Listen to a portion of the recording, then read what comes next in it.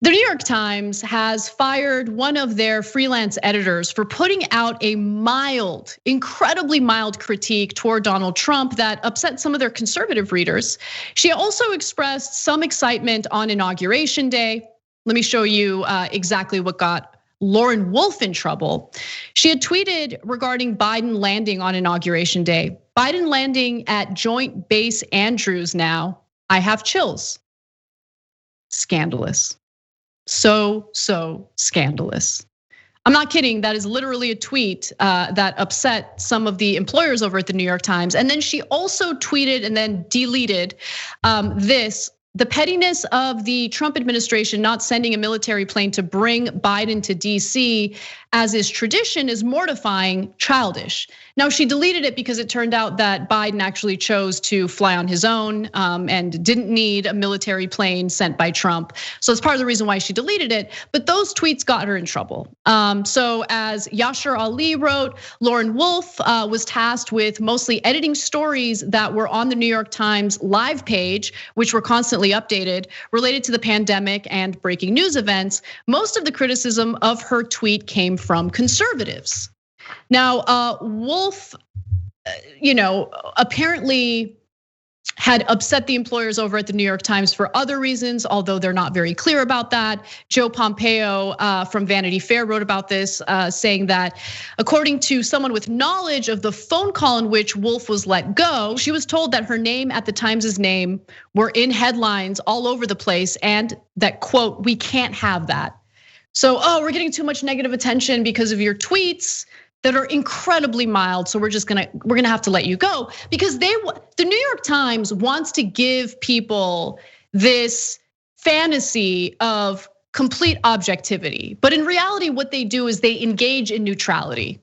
And every single person who works at the New York Times, much like every single person who works in media overall, has a bias. All of us are people who have thoughts, values, beliefs, principles. And I would argue it's far better to be honest about that and upfront about that with your readers and with your audience, so they know who you are as you're delivering the news to them. But the New York Times likes to pretend as if objectivity and neutrality are the same thing. They are not. Wolf had previously been cautioned about her social media behavior. A manager gave her a warning months ago after staffers expressed discomfort with certain tweets she was told bordered on being political. Now, I do also want to show you that the New York Times has a massive bias. Their bias is reflected in the way they edit their headlines on a daily basis. So last week, a big story that we talked about on the show, there was a workers' strike at Hunts Point, the largest grocery store in the world. And so the workers wanted a $1 raise through collectivist action. These unionized workers decided to engage in a strike. I'm happy to report that they came to a deal that both the employers and, more importantly, the workers are in favor of. And the New York Times had first put out a headline that said this: strike at largest US wholesale produce market threatens supply chain. So they're a threat. These striking workers are a threat. Here's what the initial headline before they edited it said: why workers are on strike, they want a $1 an hour raise. They changed that to essentially make these workers a threat, as opposed to people we should side with, as they're putting their lives on the line to work during this pandemic, to ensure that we have food on our tables. So Ben, I want to bring you in because this story is just so infuriating. I mean, we're gonna go right back to it, right back to what we experienced during the Obama administration, where Republicans are treated as if they're totally fair and totally credible on these issues. Right, I think we deserve a better breed of media.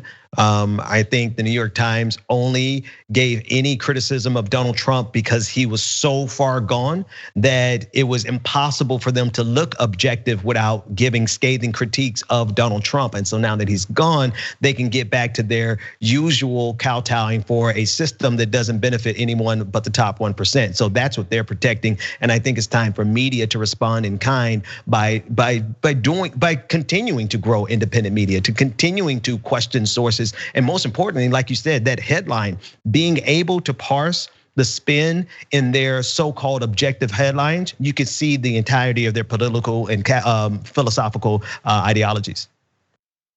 Yeah, absolutely, absolutely. Like, again, I really want to drive home the point that the bias exists. And the way that they try to conceal the bias, I think is far more destructive than an editor tweeting that she has chills on Inauguration Day. By the way, I mean, like Biden, wasn't the person I preferred to lead the country. He wasn't my preferred Democratic candidate. However, getting Trump out was important.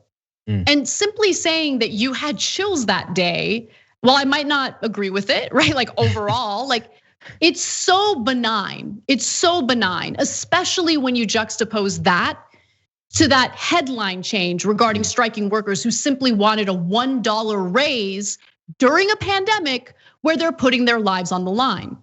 6 of those employees died from coronavirus because they contracted it during their jobs while they were working. So to make them, a threat, they're threatening the supply chain, rather than focus on what the heart of that story is in the headline, I think speaks volumes regarding what their bias really is. Thanks for watching The Young Turks, really appreciate it. Another way to show support is through YouTube memberships. You'll get to interact with us more. There's live chat emojis, badges. You've got emojis of me, Anna, John, JR. So those are super fun. But you also get playback of our exclusive member-only shows and specials right after they air. So all of that, all you gotta do is click that join button right underneath the video. Thank you.